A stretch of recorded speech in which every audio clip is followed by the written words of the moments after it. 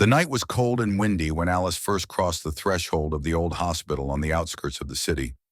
Broken lamplight spilled through thick window panes, casting strange, flickering shadows on the cracked walls. Known among the locals as the Old Villa, the hospital had long lost its reputation as a modern medical facility. Its corridors twisted like a labyrinth, narrow and endless, lined with peeling paint and rusting metal railings. Alice clutched her medical bag tightly, trying to keep her steps steady. She had just finished her training, and this job seemed like the perfect opportunity to prove herself. Yet a persistent sense of unease gnawed at her.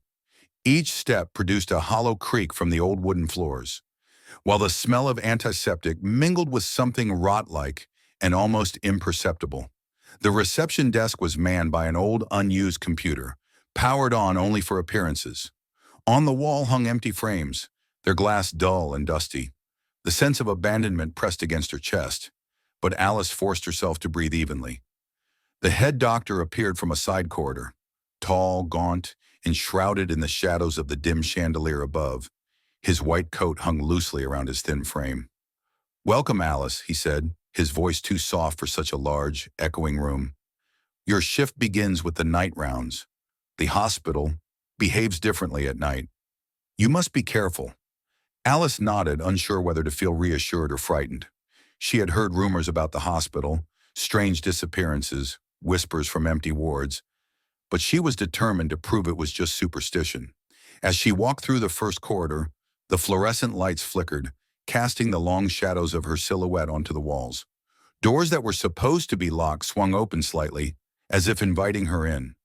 And somewhere far down the hall, a soft, almost imperceptible whisper echoed. "Help me!"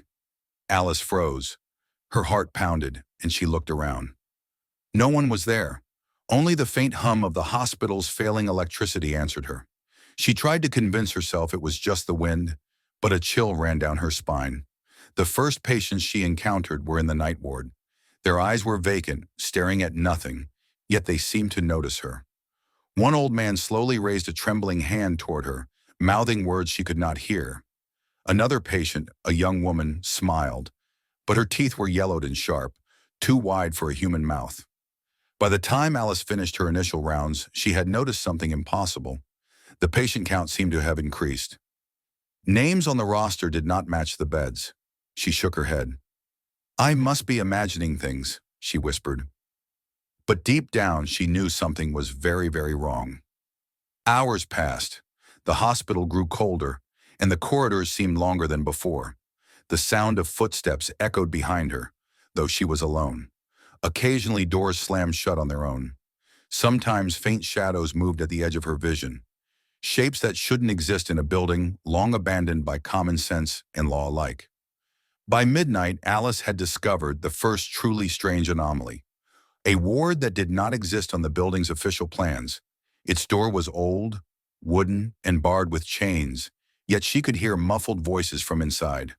They weren't talking, they were screaming. Something inside called her name. "Alice!"